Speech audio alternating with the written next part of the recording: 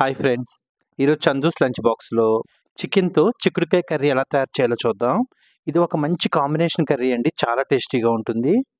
Even bachelors కూడా ఈజీగా చేసుకునే విధంగా తక్కువ మసాలాతో ఈ చిక్కుడుకాయ కర్రీ ప్రిపేర్ చేయడం జరిగింది. ఇక్కడ నేను అర కేజీ చికెన్కి పావు కేజీ చిక్కుడుకాయలు తీసుకున్నాను. ఇవి కనుపు చిక్కుళ్ళండి. ఇవి అంతగా పసిరి వాసన రావు. అందువల్ల ముందుగా వాటర్లో ఉడికించాల్సిన అవసరం ఉండదు. బట్ ఈ కనుపు చిక్కుళ్ళు టేస్ట్ మాత్రం చాలా బాగుంటాయి. స్మాల్ సైజ్ ఆనియన్స్ 4 మరియు 4 పచ్చిమిర్చి తీసుకోండి. ముందుగా చిక్కుడుకాయల్ని అలా రెండు వైపులా ఈనెలు తీసేసుకొని అలా సగానికి కట్ చేసి పక్కన పెట్టి ఉంచండి. స్టవ్ ఆన్ చేసి హై ఫ్లేమ్ పెట్టి 4 లేదా 5 స్పూన్ల ఆయిల్ పోసుకోండి.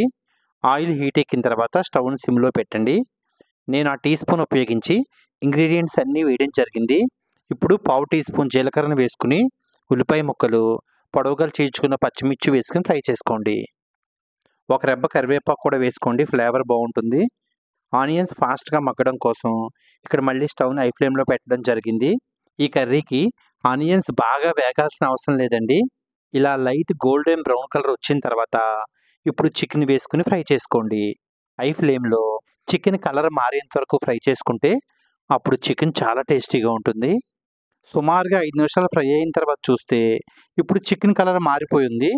ఇంకా స్టవ్ని సిమ్లో పెట్టేసి కొద్దిగా సాల్ట్ వేస్తే అప్పుడు చికెన్లోంచి వాటర్ బయటకు వచ్చేస్తుంది.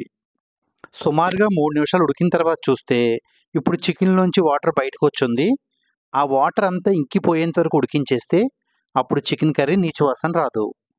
ఇలా చికెన్లో వాటర్ బయటకు వచ్చినప్పుడు ఒక హాఫ్ టీ స్పూన్ పసుపు కూడా వేసి బాగా కలిపి మూత పెట్టేయండి.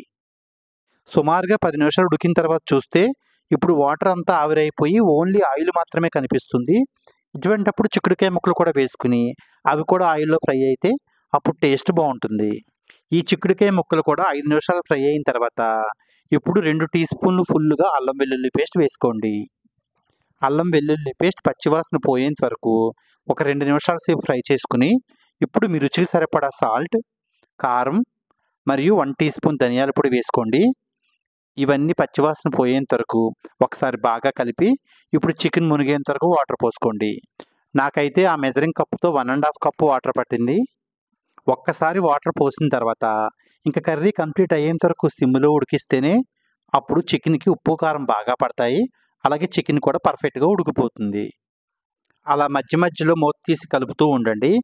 సుమారుగా 30 నిమిషాలు ఉడికిన తర్వాత చూస్తే ఇప్పుడు ఆయిల్ పైకి తేలిపోయి ఉంది. అలాగే గ్రేవీ కూడా చిక్కగా వచ్చేసింది. ఇప్పుడు ఒక చికెన్ పీస్ని బయట తీసి చెక్ చేస్తే చికెన్ పర్ఫెక్ట్గా ఉడికిపోయి ఉంది. స్టవ్ ఆపే ముందు మాత్రమే 1 టీ స్పూన్ చికెన్ మసాలా వేసుకోండి.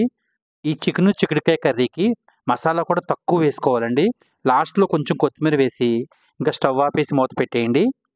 ఈ చిక్కుడుకాయ కర్రీ టేస్ట్ అయితే ఎక్సలెంట్గా వచ్చిందండి. మీకు కానీ ఈ వీడియో నచ్చితే లైక్ చేయండి, షేర్ చేయండి. చందూస్ లంచ్ బాక్స్కి సబ్స్క్రైబ్ చేయండి. ఈ వీడియో చూసినందుకు ధన్యవాదాలు.